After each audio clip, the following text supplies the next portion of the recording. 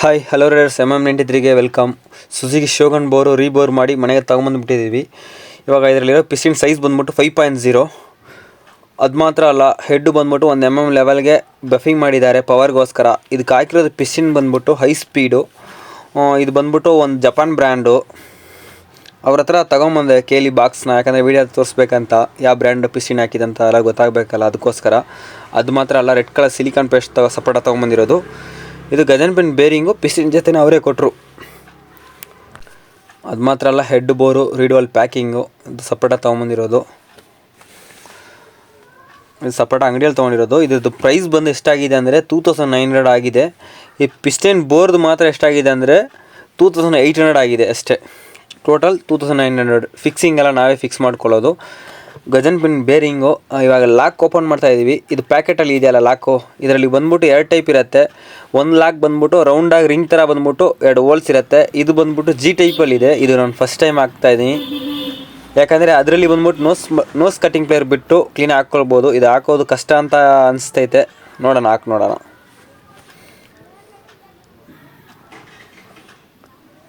ಈಸಿನೂ ಆಗ್ಬೋದು.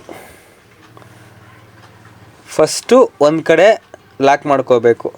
ಆ ಪಿಸ್ಟಿನ್ ಸ್ವಲ್ಪ ಪ್ರೆಸ್ ಮಾಡಿ ಮೇಲೆ ತಗೊಳ್ಬೇಕು.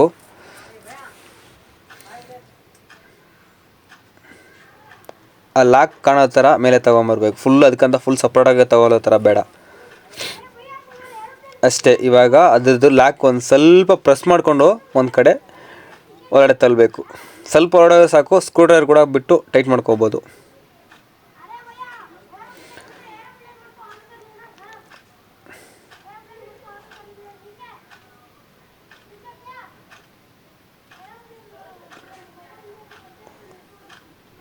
ಸರಿಯಾಗಿ ಹೋಗ್ತಾ ಇಲ್ಲ, ಯಾಕಂದರೆ ಫಸ್ಟ್ ಟೈಮ್ ಆಗ್ತಾಯಿದ್ವಲ್ಲ, ಅದು ಹೆಂಗೆ ಹಾಕೋದಂತ ಅಭ್ಯಾಸ ಆಗಬೇಕು. ಅದು ಯಾವ ಪೊಸಿಷನ್ಲಿ ಇಕ್ಬೇಕಂತ ಗೊತ್ತಾಗಬೇಕಲ್ಲ ರಿಂಗು. ಫಸ್ಟು ಲಾಕ್ ಪಿನ್ನು ಆಯಿತು, ಈಸಿಯಾಗಿನೇ ಆಯಿತು ಅಷ್ಟೇ. ಈ ಸ್ಟೆಪ್ಪು ಒಳಗಡೆ ಒಂದು ಸ್ಟೆಪ್ ಥರ ಇರುತ್ತೆ, ಅದರಲ್ಲಿ ಕರೆಕ್ಟಾಗಿ ರಿಂಗ್ ಒಂದು ಕುತ್ಕೊಬೇಕು ಅಷ್ಟೇ. ಒಂದು ಕಡೆ ಮಾತ್ರ ಕುತ್ಕೊಂಡಿಲ್ಲ, ಅದನ್ನಾಗೋಯ್ತು, ಕ್ಲೀನಾಗಿ ಕುತ್ಕೊಂಡೈತೆ. ಒಂದ್ಸಲ ಚೆಕ್ ಮಾಡಿ ನೋಡ್ಬಿಡಿ ಯಾವಾಗಲೂ ಕ್ಲೀನಾಗಿ ಕುತ್ಕೊಂಡಿದೆಯಾ ಅಲ್ವಾ ಅಂತ. ಮಳೆ ಬೇರೆ ಬಂದ್ಬಿಟ್ಟಿತ್ತು, ಅದಕ್ಕೆ ಮನೆ ತೊಗೊಂಡ್ಬಿಟ್ಟು ತಿರ್ಗಾ ಸೆಟ್ ಮಾಡೋಕ್ಕೆ ಬಂದಿದ್ದೀವಿ. ಅದು ಕವರಾಗಿ ಮುಚ್ಚಿಬಿಟ್ಟೆ ಹೋಗಿರೋದು ಹೋಗುವಾಗ. ಈ ಮಳೆ ಬರೋದ್ರಲ್ಲಿಂದ ಸ್ವಲ್ಪ ಕಂಟಿನ್ಯೂ ವೀಡಿಯೋ ಮಾಡೋಕ್ಕಾಗ್ತಾಯಿಲ್ಲ, ಅದಕ್ಕೆ ಕಂಟಿನ್ಯೂ ಮಾಡ್ತಾಯಿದ್ದೀನಿ ತಿರ್ಗಾ ಇವಾಗ. ಇನ್ನೊಂದು ಕಡೆ ಗಜನ್ ಪಿನ್ ಬೇರಿಂಗ್ ಲಾಕ್ ಇದೆಯಲ್ಲ, ಅದು ಹಾಕೋದು ಬರ್ಗ ಆ ವೇಸ್ಟ್ ಬಟ್ಟೆ ಅಲ್ಲೇ ಇರಬೇಕು. ಇಲ್ಲಾಂದರೆ ಗಜನ್ ಪಿನ್ ಬೇರಿಂಗ್ ಲಾಕ್ ಬಂದ್ಬಿಟ್ಟು ಇಂಜಿನ್ ಒಳಗಡೆ ಬಿದ್ದೋಗ್ಬಿಡುತ್ತೆ, ಎತ್ತೋದು ತುಂಬ ಕಷ್ಟ ಆಗ್ಬಿಡುತ್ತೆ. ಈ ಕ್ರ್ಯಾಂಕಲ್ಲಿ ಆಯಿಲ್ ಅಪ್ಲೈ ಮಾಡಿಬಿಟ್ಟೆ ಗಜನ್ ಪಿನ್ ಹಾಕಬೇಕು. ಹಾಕಿದ್ದೀವಿ.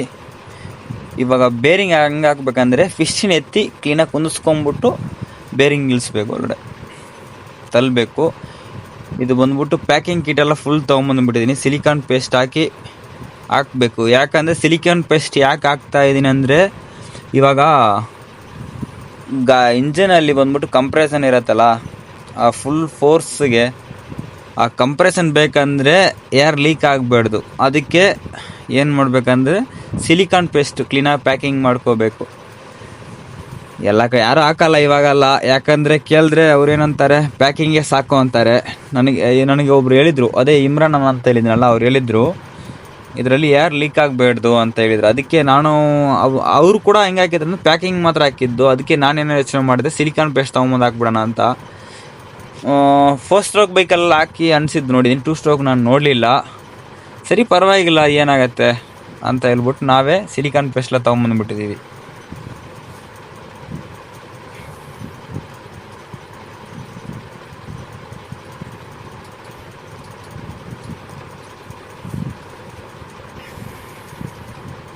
ಇವಾಗ ಅದು ಕೇಸಲ್ಲಿ ಆ ಪ್ಯಾಕಿಂಗ್ ಹೆಂಗೆ ಕುತ್ಕೊಳ್ಳುತ್ತೋ ಆ ಶೇಪ್ ಇರುತ್ತಲ್ಲ, ಆ ಜಾಗದಲ್ಲಿ ಮಾತ್ರ ಸಿಲಿಕಾನ್ ಪೇಸ್ಟ್ ಹಾಕ್ಕೋಬೇಕು. ನಾವು ಕೈಯಲ್ಲೇ ಎತ್ಕೊಂಡು ಅಪ್ಲೈ ಮಾಡ್ತಾಯಿದ್ದೀವಿ.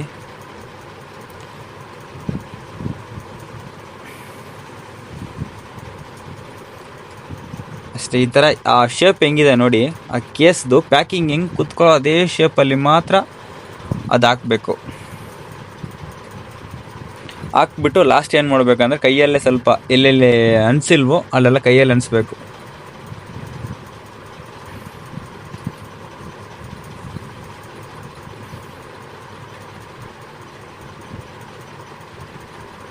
ಯಾಕಂದರೆ ಈ ಕಂಪ್ರೆಸರಲ್ಲಿಂದನೇ ಪವರ್ ಜಾಸ್ತಿ ಆಗೋದು, ಏರ್ ಲೀಕ್ ಆಗಬೇಡ್ದು ಅಂತ ಹೇಳಿದ್ದಾರೆ ಎಲ್ಲಿನೋ, ಅದಕ್ಕೆ.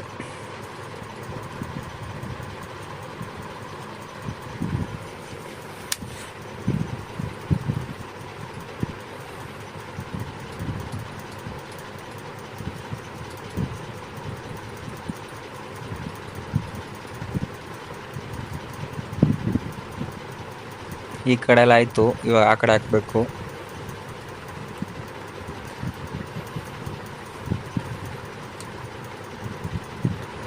ಇದರಲ್ಲಿ ನಮಗೆ ಏನಕ್ಕಂದರೆ ನಾವೇ ಬಿಚ್ಚಿ ಹಾಕ್ತಾಯಿದ್ದೆವು ಅಂದರೆ ಬೋರ್ ಹೆಡ್ಡೆಲ್ಲ 2 ಸ್ಟ್ರೋಕ್ ಬಂದು ತುಂಬ ಈಸಿ ಬೋರ್ ಹೆಡ್ ಬಿಚ್ಚಿ ಹಾಕೋದು. 4 ಸ್ಟ್ರೋಕ್ ಥರ ಟೈಮಿಂಗ್ ಚೈನ್ ಎಲ್ಲ ಸೆಟ್ ಮಾಡೋ ಥರ ಇದ್ದರೆ ಸ್ವಲ್ಪ ತೊಂದರೆ ಆಗುತ್ತೆ ಬಿಚ್ಚೋಕ್ಕೆ. ಇದು ಬಂದ್ಬಿಟ್ಟು ಫುಲ್ ಈಸಿನೇ.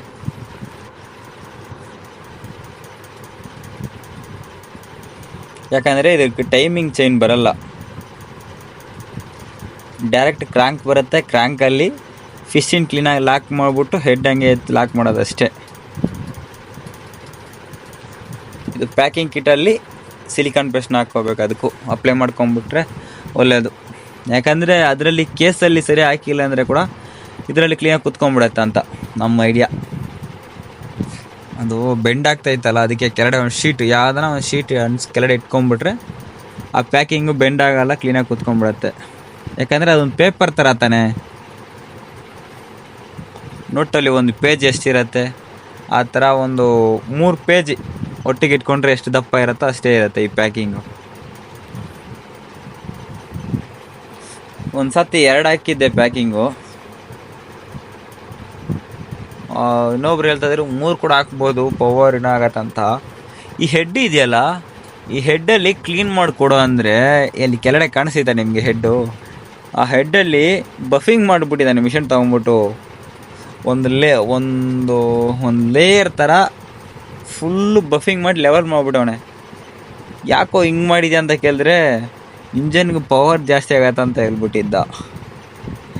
ಏನು ಮಾಡೋದು ನಾನು ಅದು ಕ್ಲೀನ್ ಮಾತ್ರ ಮಾಡಿ ಹಾಕಕ್ಕೆ ಹೇಳಿದ್ರೆ ನೀವು ಪವರ್ ಮಾಡ್ತೀನಿ ಅದೆಲ್ಲ ನಾನು ಹೇಳಿದ್ನಾ ಹೇಳಿ. ಅದು ಹೆಂಗೆ ಗೊತ್ತಾ, ಹೆಡ್ಡಲ್ಲಿ ಅವರು ಮೇಲೆ ಸೈಜ್ ಸ್ವಲ್ಪ ಎಷ್ಟು ಕಮ್ಮಿ ಮಾಡ್ತಾರೋ ಅಷ್ಟು ಕಂಪ್ರೆಸ್ ಆಗುತ್ತೆ. ಆ ಕಂಪ್ರೆಸರ್ ಇರೋದನ್ನ ಪವರು ಒಂದು ವೀಲಿಂಗ್ ಎತ್ತುವಾಗ ಒಂದು ಪವರ್ ಬರುತ್ತೆ ನೋಡಿ, ಪುಷಪ್ಪು, ಅದು ಟಕ್ ಅಂತ ಪವರ್ ಕೊಡುತ್ತೆ. ಅದಕ್ಕೆ ಹೆಡ್ಡಲ್ಲಿ ಕೂಡ ಬಫಿಂಗ್ ಮಾಡ್ತಾರೆ, ಆದರೆ ಅದು ಮಾಡೋದು ಬೇಕಾಗಿಲ್ಲ. ಯಾಕಂದರೆ ಒಂದು ಸತಿ ಆ ಫಿಶ್ಶಿನ್ ಇರುತ್ತಲ್ಲ, ಫಿಶ್ಶಿನ ಹೋಗಿ ಹೆಡ್ಡಲ್ಲಿ ಟಚ್ ಆಗ್ಬಿಟ್ಟು ಏನು ಮಾಡ್ತಾರೆ, ಮೇಲೆ ಪ್ಯಾಕಿಂಗ್ ಕೊಡ್ಬೇಕು ತಿರ್ಗಾ, ಹೆಡ್ ಪ್ಯಾಕಿಂಗು ಆ ಥರ ಟಚ್ ಆಗೋ ಥರ ತೊಂದರೆ ಆಗಿದ್ರೆ ಗೊತ್ತಾ. ಇದಕ್ಕೂ ಅದೇ ಥರ ಆಗ್ತೈತೆ.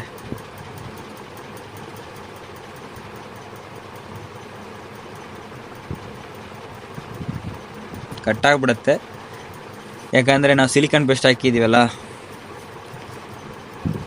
ಅದಕ್ಕೆ ಬ್ಯಾಗ್ ಕಟ್ಟಾಗ್ಬಿಡತ್ತೆ. ಎಲ್ಲ ಕಡೆ ಒಂದು ಈಕ್ವಲ್ಗೆ ಪ್ಯಾಕಿಂಗ್ ಇಳಿಸ್ತಾ ಇದ್ದೀವಿ ಇವಾಗ.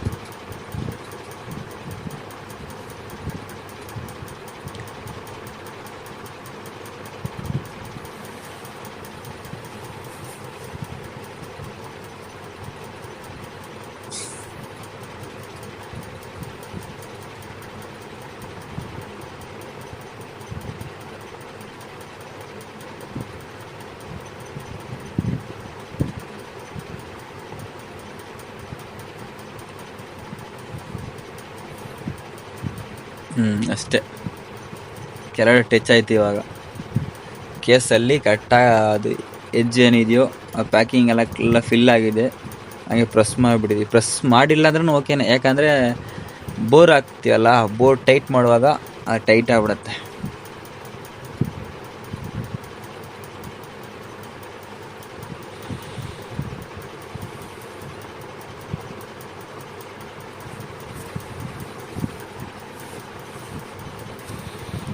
ಇದು ಸಿಲಿಕಾನ್ ಪೇಸ್ಟ್ ಹಾಕೋದು ಬೇಕಾಗಿಲ್ಲ, ನಾವು ಒಂದ್ಸತಿ ಹಾಕಿ ನೋಡಿದ್ರೆ ಇದರಲ್ಲಿ ಕೂಡ ಡಿಫ್ರೆಂಟ್ ಪವರ್ ಕೂಡ ಬರ್ಬೋದು ಅಂತ. ಏರ್ ಲೀಕ್ ಆಗಬಾರ್ದು ಅಂತಾನೆ ಮೇಯ್ನು. ಒಬ್ರು ಹೇಳಿದ್ರು, ಅದಕ್ಕೆ ನಾನು ಅದರಲ್ಲಿಂದ ಒಂದ್ಸಲ ಟ್ರೈ ಮಾಡೋಣ ಅಂತ.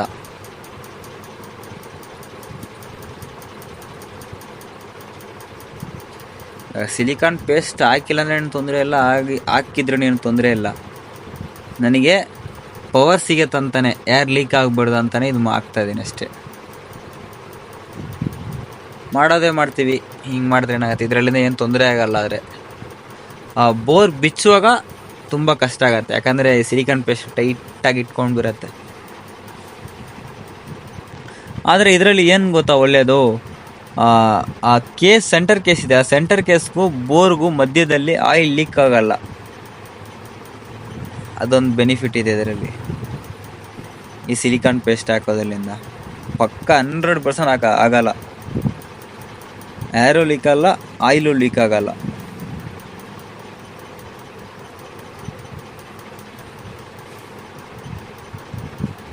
ಅಷ್ಟೇ. ರೀಡ್ ವಾಲ್ ಸ್ಕ್ರೂ ಸುತ್ತ ಮುತ್ತ ಕ್ಲೀನಾಗಿ ಹಾಕಿದ್ದಾರೆ. ಮಚ್ಚಾನೆ ಅವ್ನು ಹಾಕೋದು, ಅವ್ನಿಗೆ ಬೇರೆ ಡಿಸ್ಟರ್ಬ್ ಮಾಡ್ತಾಯಿದ್ದೀನಿ.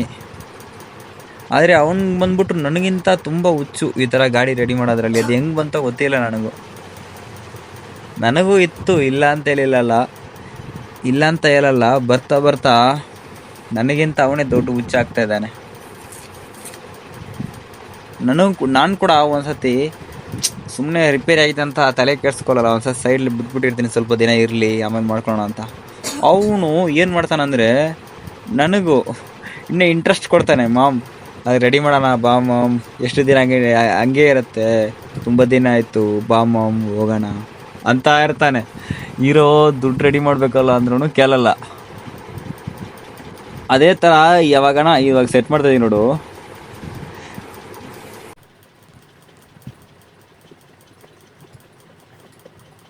ಅಷ್ಟೇ. ಇವಾಗ ಇದರಲ್ಲಿ ಏನು ಗೊತ್ತಾ ತೊಂದರೆ, ಟ್ಯಾಂಕ್ ಬಿಚ್ಚಿಬಿಡ್ಬೇಕು ಇಂಥ ಟೈಮಲ್ಲಿ. ಫುಲ್ ಟ್ಯಾಂಕ್ ಎಲ್ಲ ರಿಮೂವ್ ಮಾಡಿಬಿಟ್ಟು ಹಾಕಿದ್ರೆ ಕ್ಲೀನಾಗಿ ಕುತ್ಕೊಳ್ಳುತ್ತೆ. ಇಲ್ಲಾಂದ್ರೆ ಸ್ವಲ್ಪ ಕಷ್ಟ ಆಗುತ್ತೆ, ಯಾಕಂದರೆ ವೈರಿಂಗು ಎಲ್ಲ ಡಿಸ್ಟರ್ಬ್ ಆಗುತ್ತೆ. ಹೋಗ್ತಾನೆ ಇಲ್ಲ ಬೋರ್ ಆ ಕಡೆ.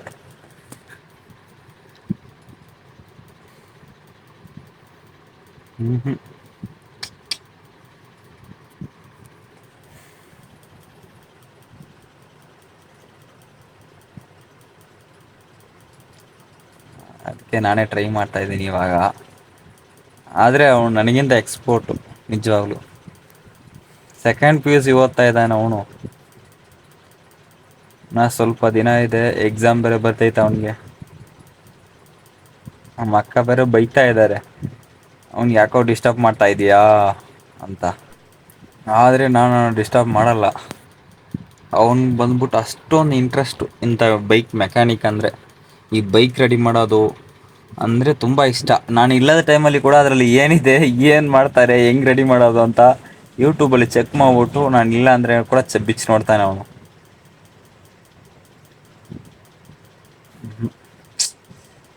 Full tight. ಆ ಟ್ಯಾಂಕ್ ಬಿಚ್ಚಿಬಿಟ್ರೆ ಇನ್ನೂ ಒಳ್ಳೇದಾಗತ್ತೆ. ಓಕೆ, ಕುತ್ಕೊಂತ ಗುರು,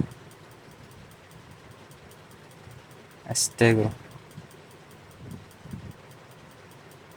ಇವಾಗ ಇದು ಬಂದ್ಬಿಟ್ಟು ಎಲ್ಲರೂ ಲಬಕ್ ಅಂತ ಫುಲ್ ಲಾಕ್ ಮಾಡಕ್ಕೆ ಹೋಗಬೇಡಿ, ಯಾಕಂದರೆ ಗಜನ್ ಪಿನ್ ಬೇರಿಂಗ್ ಲಾಕ್ ಇನ್ನು ಹಾಕಿಲ್ಲ, ಅದಕ್ಕೆ.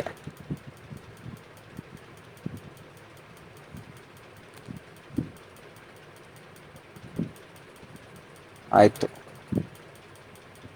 ಇವಾಗ ಕ್ರ್ಯಾಂಕ್ನ ಕ್ಲೀನಾಗಿ ಎತ್ತಿಟ್ಕೊಂಬಿಟ್ಟು, ಆ ಬೇರಿಂಗ್ ಬಂದ್ಬಿಟ್ಟು ಕಟ್ಟಾಗಿ ಹೋಗೋ ಥರ ಆ ಶೇಪ್ ನೋಡ್ಕೋಬೇಕು. ಇಳಿತೈತೆ.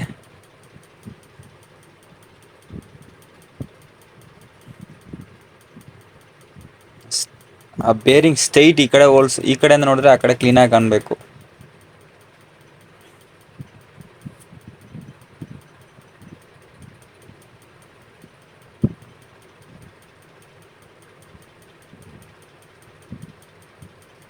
ಆಯಿಲ್ ಹಾಕ್ಕೊಳ್ತಾ ಇದ್ದೀನಿ.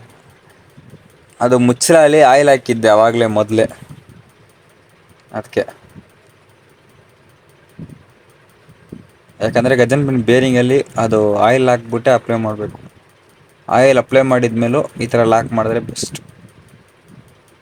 ಯಾಕಂದರೆ ರನ್ನಿಂಗಲ್ಲಿ ಇರುವಾಗ ಹೀಟ್ ಆಗತ್ತೆ ಅಲ್ಲಿ ಗಜನ್ ಬಿನ್ ಬೇರಿಂಗ್ ಎಲ್ಲ.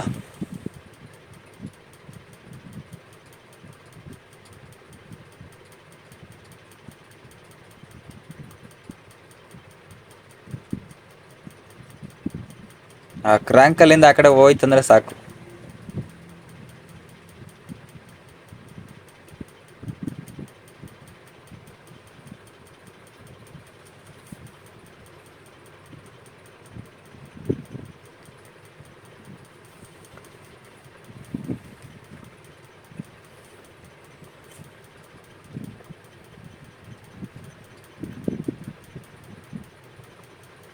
ಸ್ವಲ್ಪ ಮೇಲೆ ಎತ್ಬೇಕಾಗತ್ತೆ.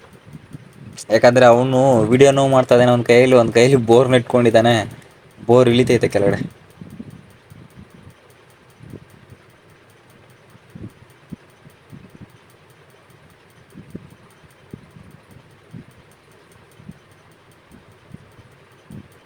ಆದರೆ ನನಗೂ ಇದು 3ನೇ ಬೋರ, 4ನೇ ಬೋರ್, 5ನೇ ಬೋರು, 6ನೇ ಬೋರು ಗುರು.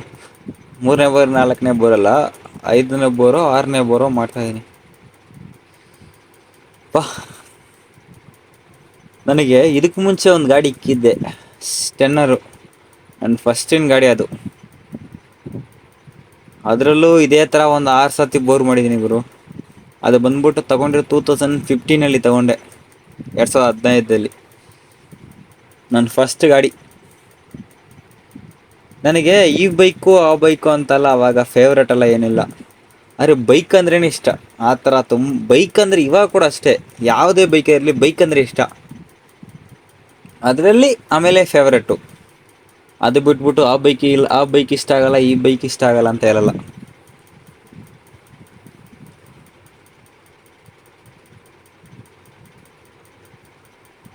ಯಾಕಂದರೆ ಒಂದು ಟೈಮಲ್ಲಿ ಯಾವ ಬೈಕ್ ನೋಡಿದ್ರು ತುಂಬ ಇಷ್ಟ.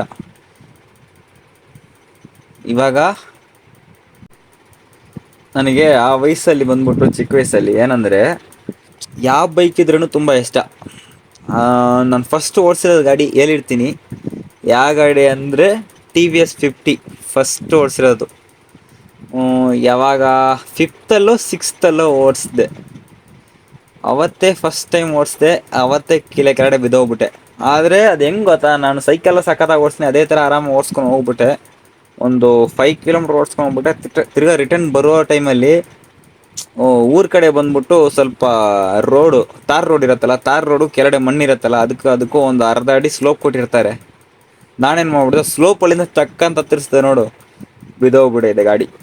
3 ಜನ ಆ ಗಾಡಿ ಕೊಟ್ಟಿರೋಣ ಸಖತ್ತಾಗಿ ಬೈತಾ ಇತ್ತು,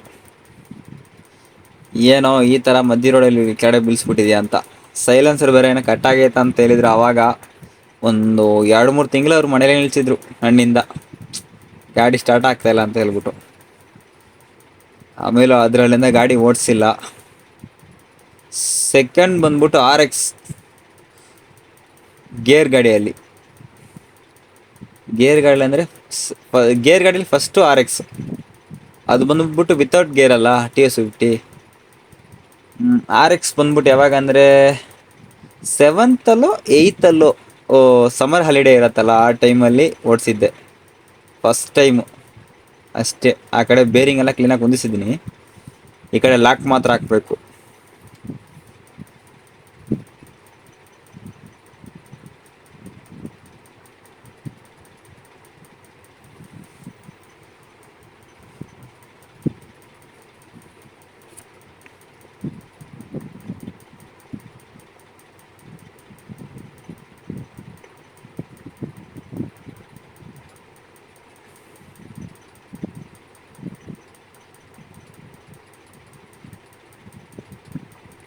ಅದೇ ಥರ ಕ್ಲೀನಾಗಿ ಆರಾಮಾಗಿ ಕುತ್ಕೊಂತು ಒಳಗಡೆ ಗಜನ್ ಪಿನ್ ಬೇರಿಂಗ್ ಲಾಕ್ ಕುತ್ಕೊಳತ್ತಲ್ಲ, ಆ ಶೇಪು ಸ್ಕ್ರೂ ಡ್ರೈವರಲ್ಲಿ ತಲ್ಲಬೇಕಷ್ಟೆ.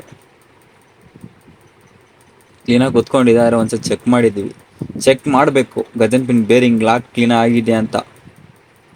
2 ಕಡೆ ಚೆಕ್ ಮಾಡಿಬಿಟ್ಟು ಆಮೇಲೆ ಬೋರ್ನ ಇಳಿಸ್ಬೇಕು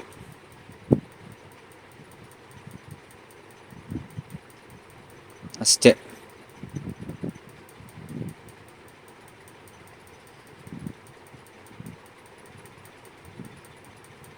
ಸಿಲಿಕಾನ್ ಪೇಸ್ಟ್ ಅಲ್ಲಿ ಕುತ್ಕೊಂಡಿತ್ತಲ್ಲ ಅದಕ್ಕೆ ಓಡಿಸ್ದೆ.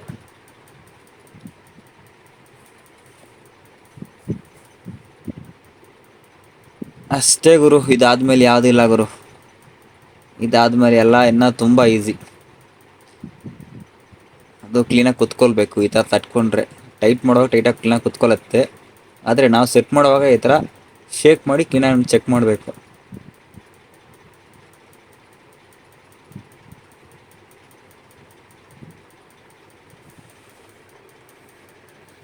ಅದೇ ಹೇಳ್ತಾ ಇದ್ನಲ್ಲ, 7th ಅಲ್ಲೋ 8th ಫಸ್ಟ್ ಟೈಮ್ RX ಓಡಿಸ್ದೆ.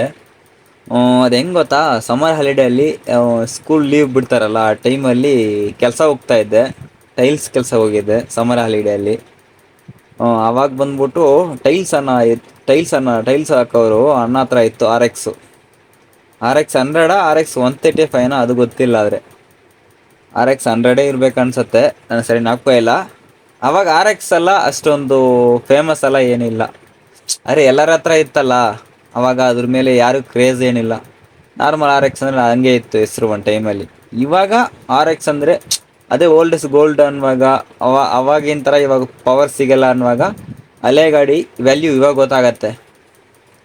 ಆವಾಗ ಬಂದ್ಬಿಟ್ಟು ಅಣ್ಣ ಒಂದ್ಸತಿ ಅಣ್ಣ ಕೊಡೋಣ, ಒಂದ್ಸತಿ ಓಡಿಸ್ತೀನಿ ಡೈಲಿ ಕೇಳ್ತಾ ಇದ್ದೆ, ಆದರೆ ಕೊಡಲಿಲ್ಲ ಅಣ್ಣ. ಅಣ್ಣ ಒಳ್ಳೆಯವರೇ, ಆದರೆ ಕೊಡೋಕೆ ಇಷ್ಟ ಆಗಲ್ಲ. ಅಂದರೆ ಚಿಕ್ಕ ಹುಡುಗ ಅಲ್ಲ ನಾನು, ಕೊಡೋಕೆ ಭಯಪಟ್ಟರು. ಒಂದಿನ ಏನು ನೋಡ್ರೆ ಅಂಗಡಿ ಹೋಗಿ ಕೇಳಿದರು, ಅಣ್ಣ ಇವತ್ತು ಒಂದಿನ ಕೊಡೋಣ ಅಂತ ಹೇಳಿದೆ. ಎಲ್ಲಿಂದ? ಈಚಲಮರ ಸ್ಟಾಪ್, ವಿದ್ಯಾರಣ್ಯಪುರದಲ್ಲಿಂದ ವಿದ್ಯಾರಣ್ಯಪುರ ಲಾಸ್ಟ್ ಬಸ್ ಸ್ಟಾಪ್ ಬರಬೇಕು. ಲಾಸ್ಟ್ ಬಸ್ ಸ್ಟಾಪ್ ಅಲ್ಲ, ಅದಕ್ಕೆ ಈ ಕಡೆನೇ ಬರಬೇಕು.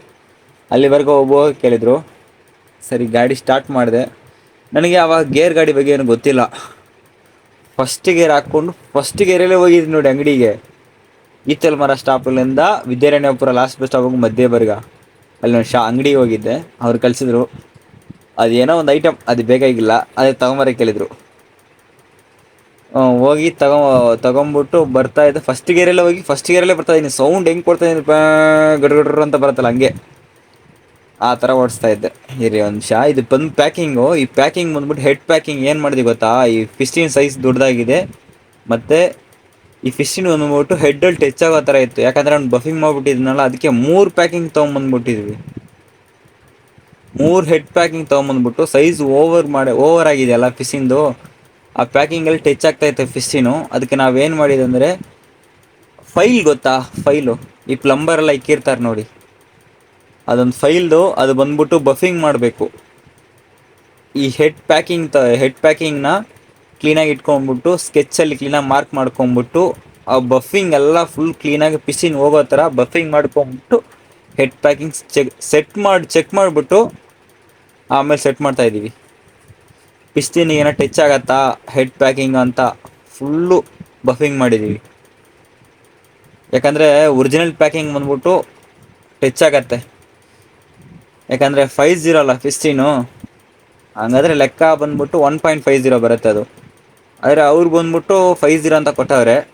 ಹೋದ ಸತಿ 1.25 ಮಾಡಿದ್ದೆ, ಇವಾಗ ಬಂದ್ಬಿಟ್ಟು 1.50 ಮಾಡಿದ್ದೀನಿ.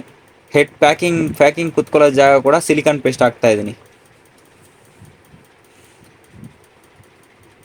ಫಸ್ಟ್ ಗೇರಲ್ಲಿ ಅದೇ ಹೇಳಿದ್ನಲ್ಲ RX, ಫಸ್ಟ್ ಗೇರಲ್ಲೇ ಹೋಗಿ ಫಸ್ಟ್ ಗೇರಲ್ಲೇ ಬಂದಿದ್ದೀನಿ. ಇವ್ರ ಹತ್ರ ಬಂದು ಹೇಳ್ತಾ ಇದ್ದೀನಿ, ಏನು ಹೆಂಗೆ ಸೌಂಡ್ ಮಾಡ್ಕೊಂಬರ್ತೀಯ ಅಂದರೆ, ಯಾಕಂದರೆ ಫಸ್ಟ್ ಗೇರಲ್ಲಿ ಸ್ವಲ್ಪ ಓವರ್ ಸ್ಪೀಡ್ ಹೋದರೆ ಸೌಂಡ್ ಬರುತ್ತಲ್ಲ, ಜಾಸ್ತಿ ಆಯಿತು. ಅವ್ರ ಹತ್ರ ಬಂದಮೇಲೆ ಕೇಳಿದರು, ಯಾಕೋ ಹಿಂಗೆ ಓಡಿಸ್ಕೊಂಬರ್ತೀಯ ಅಂದರು. ಅಣ್ಣ ಫಸ್ಟ್ ಗೇರಲ್ಲಿ ಹೋಗಿ ಫಸ್ಟ್ ಗೇರಲ್ಲೇ ಬಂದಣ್ಣ, ಯಾಕೋ ಸೆಕೆಂಡ್ ಗೇರ್ ಹಾಕಿದ್ರೆ ಫಾಸ್ಟ್ ಹೋಗ್ಬಿಡ ಏನು ಮಾಡೋದು ಅಂತ. ಅವರೆಲ್ಲ ನೋಡಿ ನಗ್ತಾ ಇದ್ದಾರೆ. ನನಗೇನು ಗೊತ್ತು, ಸೆಕೆಂಡ್ ಗೇರ್ ಹಾಕಿದ್ರೆ ಅವಾಗೆಲ್ಲ ಯಾರ ಹತ್ರನೂ ಬೈಕ್ ಇಲ್ಲ ಗುರು. ಆ ಟೈಮಲ್ಲೆಲ್ಲ ಜಾಸ್ತಿ ರೋಡಲ್ಲೇ ಬೈಕೇ ಇರಲ್ಲ, ಫುಲ್ ಖಾಲಿನೇ ಬೆಂಗಳೂರಲ್ಲಿ. ಈ ವಿದ್ಯಾರಣ್ಯಪುರ ಸೈಡ್ ರೋಡೆಲ್ಲ ಹಂಗೆ ಖಾಲಿಯಾಗಿರತ್ತೆ ಆ ಟೈಮಲ್ಲಿ. ಅವ್ರು ಕೊಟ್ಟಿದ್ರು, ತಿರ್ಗಾ ಎತ್ಕೊಂಡು ಕೊಟ್ಟಿದ್ಮೇಲೆ ಸೆಕೆಂಡ್ ಒಂದು ವಾರ 2 ವಾರ ಆಗಿದ್ಮೇಲೆ ತಿರ್ಗಾ ಒಂದಿನ ಊಟಕ್ಕೆ ಹೋಗಿದ್ವಿ. ಊಟ ಬಂದ್ಬಿಟ್ಟು ಓವರ್ ಫಿಲ್ ಆಗಿಬಿಟ್ಟಿತ್ತು ಅವರಿಗೆ. ಸರಿ ನಡ್ಕೊಂಬರ್ತೀವಿ ಅಂತ ಹೇಳಿದ್ರು, ಗಾಡಿ ತಲ್ಕೊಂಬರ್ತಾಯಿದ್ರು. ಅಣ್ಣ ನಾನು ತಲ್ಕೊಂಬರೋದು ಬೇಡ, ನಾನು ಓಡಿಸ್ಕೊಂಬರ್ತೀನಿ ಅಣ್ಣ ಅಂದ್ಬಿಟ್ಟೆ.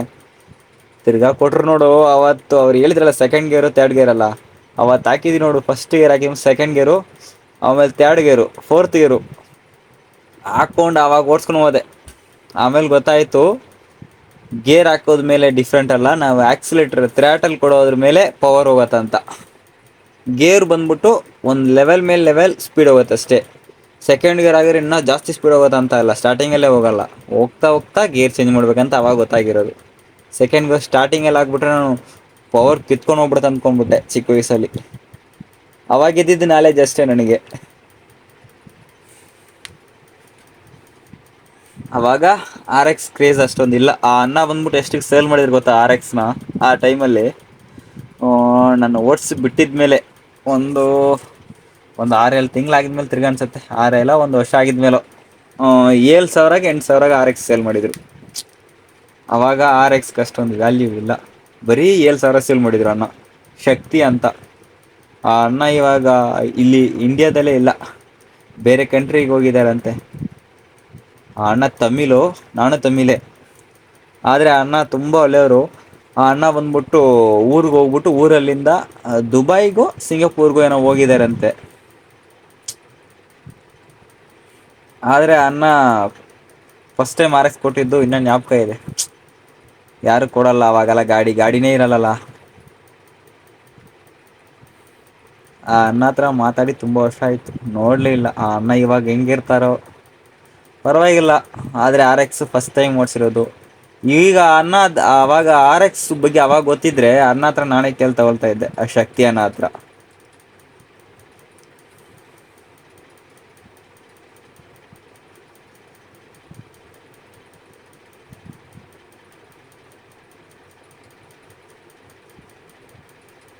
ಅಷ್ಟೇ, ಹೆಡ್ ಬಂದು ಕ್ಲೀನ್ ಮಾಡ್ಬಿಟ್ಟು, ಯಾಕಂದ್ರೆ ಧೂಳೆಲ್ಲ ಬಂದು ಕುತ್ಕೊಳ್ಳೋದಂತ ಹೇಳ್ಬಿಟ್ಟು. ಇಲ್ಲಿ ಮಳೆ ಬರ್ತಾನೆ ಇದೆ ಗುರು, ಒಂದು 2-3 ದಿನದಲ್ಲಿಂದ. ಈ ಬೋರ್ ತಗೊಂಡು ಬರುವಾಗ ಕೂಡ ಮಳೆ ಬರ್ತಾ ಇತ್ತು, ಮಳೆಯಲ್ಲಿ ನೆನ್ಕೊಂಬಂದೆ ತಗೊಂಡು.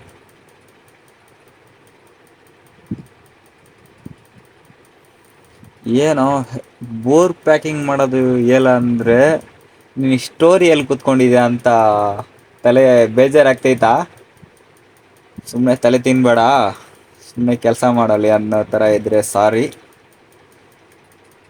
ಯಾಕಂದರೆ ನಾನು ಈ ಸ್ಟೋರಿ ಯಾವಾಗ ಹೇಳಕ್ಕೆ ಆಗತ್ತೋ ಏನೋ ಗೊತ್ತಿಲ್ಲ, ಅದಕ್ಕೆ ಇವಾಗ ಹೇಳ್ಬಿಟ್ಟಿದ್ದೀನಿ ನಿಮ್ಮ ಹತ್ರ. RXನೂ ಇಷ್ಟನೇ ಗುರು ನನಗೆ. RX ಶೋಗುನ್ ಇಷ್ಟ ಆಗಿರೋದ್ರಿಂದ RX ಹೇಟರ್ ಅಲ್ಲ, ಇಲ್ಲ ನಾನು. ಬೈಕ್ ಅಂದರೆ ಇಷ್ಟ ಅಂದಮೇಲೂ RX ಏನೋ ಶೋಗನ್ ಅಂದೇನೋ. ಆದರೆ ನನಗೇನು ಗೊತ್ತಾ, ಯಮಗಲ್ಲಿ ಬಂದ್ಬಿಟ್ಟು RXನ ಎಲ್ಲರೂ ಗೊತ್ತಾಗತ್ತೆ, ಯಾಕಂದರೆ RX ಬಂದ್ಬಿಟ್ಟು ಬ್ರ್ಯಾಂಡ್ ಥರ ಮಾಡಿಬಿಟ್ರು. ಆದರೆ ಅದಕ್ಕೆ ಕಾಂಪಿಟೇಟರ್ ಕೊಟ್ಟಿರೋ ಗಾಡಿ ಶೋಗನು, ಅದ್ರ ಬಗ್ಗೆ ಯಾರೂ ಗೊತ್ತಿಲ್ಲ. ಗೊತ್ತಿದೆ ಯಾಕೆ, ಆವಾಗ ಇದನ್ನ ಲೆಜೆಂಡ್ ಜನಕ್ಕೆ ಗೊತ್ತು. ಆವಾಗ ಶೋಗನ್ ಓಡಿಸಿರ್ತಾರೋ ಲೆಜೆಂಟು, ಅವ್ರನ್ನ ಕೇಳಿ ನೋಡಿ ಶೋಗನ್ ಬಗ್ಗೆ. ಅದಕ್ಕೆ ಶೋಗನ್ ಬಗ್ಗೆ ಯಾರಿಗೂ ಗೊತ್ತಿಲ್ಲ. ಶೋಗನ್ ಅಂದರೆ ಏನಂತ ಕೇಳ್ತಾರೆ ಚಿಕ್ಕ ಚಿಕ್ಕ ಹುಡುಗರೆಲ್ಲ. ಇಲ್ಲಿ ಏನೋ ನೀವು RX ಬಗ್ಗೆ ಅಷ್ಟೊಂದು ತಲೆ ಹಾಕ್ಕೊಂಡಿದ್ದೀರಾ, ಶೋಗನ್ ಯಾರಂತ ಗೊತ್ತಾಗಿಲ್ವೇನೋ, ಶೋಗನ್ ಅಂದರೆ ಯಾರೋ ಹುಡುಗ ಅಂದ್ಕೊಂಡ್ಬಿಟ್ರೇನೋ ಗೊತ್ತಿಲ್ಲ. ಆಮೇಲೆ ಹೇಳಿದೆ Suzuki samurai, Suzuki ಶಾವ್ಲಿನ್, Suzuki Shogun ಅಂತ 3 ಒಂದೇ ಲುಕ್, ಸ್ಟೈಲ್ ಎಲ್ಲ ಒಂದೇ ಥರ ಇರುತ್ತೆ. ಸ್ಟಿಕ್ಕರಿಂಗ್ ಮಾತ್ರ ಚೇಂಜ್ ಆಗುತ್ತೆ, ಇಂಜಿನ್ ಪವರು ಚೇಂಜ್ ಆಗುತ್ತೆ, ಇಂಜಿನು ಸ್ವಲ್ಪ ಹೆಡ್ಡಲ್ಲಿ ಚೇಂಜ್ ಆಗುತ್ತೆ, ಹೆಡ್ಡು ಬೋರು ಅಂತ ಹೇಳಿದೆ. ಹೌದಾನಾ ಅಂತ ಹೇಳ್ತಾ ಇದ್ದಾರೆ ಹುಡುಗರು.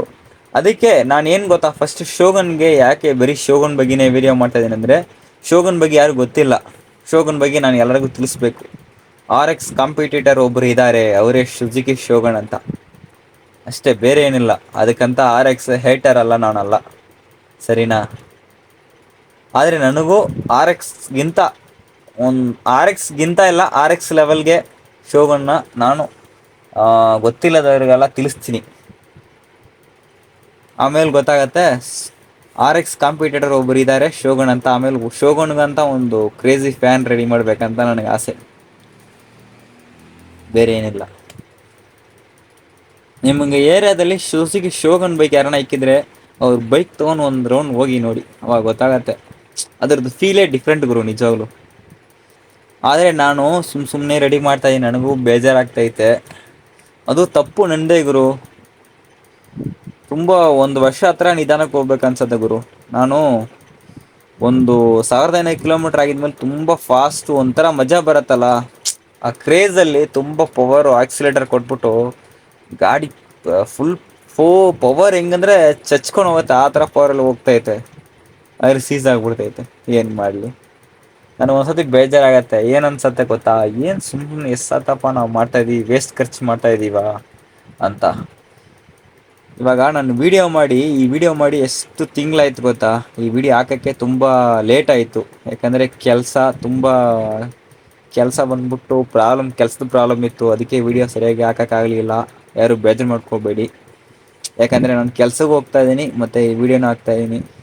ಅದಕ್ಕೆ ಮೊದಲು ಸ್ವಲ್ಪ ದಿನ ರಜಾಕ್ ಹತ್ರ ಇತ್ತು, ಇವಾಗ ಆ ಟೈಮ್ ಇಲ್ಲ, ಕೆಲ್ಸಕ್ಕೆ ಹೋಗಲೇಬೇಕಂತ ಆಗ್ಬಿಟ್ಟಿದೆ ನಮ್ಮ ಪರಿಸ್ಥಿತಿ. ಅದಕ್ಕೆ ಸ್ವಲ್ಪ ಲೇಟ್ ಆಗುತ್ತೆ ವಿಡಿಯೋ ಅವಾಗ, ಆದರೆ ವಿಡಿಯೋ ಹಾಕ್ತೀನಿ. ಸಾರಿ, ಯಾರು ಬೇಜಾರು ಮಾಡ್ಕೋಬೇಡಿ ಸಬ್ಸ್ಕ್ರೈಬರ್ಗೆಲ್ಲ. ಆದಷ್ಟು ವಿಡಿಯೋ ಬೇಗ ಹಾಕೋಕ್ಕೆ ಟ್ರೈ ಮಾಡ್ತಾಯಿದ್ದೀನಿ. ನಿಮ್ಮ ಹಲೋ ರೈಡರ್ಸ್ MM93 ಕಡೆಯಿಂದ ಒಂದು ಸಾರಿ ಕೇಳ್ಕೊಳ್ತಾ ಇದ್ದೀನಿ, ಯಾಕಂದರೆ ಕಂಟಿನ್ಯೂ ವಿಡಿಯೋ ಮಾಡೋಕ್ಕಾಗಲಿಲ್ಲ. ಟೈಮ್ ಸಿಗುವಾಗ ಮಾಡಾಕ್ತೀನಿ. ಓಕೆ ರೈಡರ್ಸ್, ಬಾಯ್.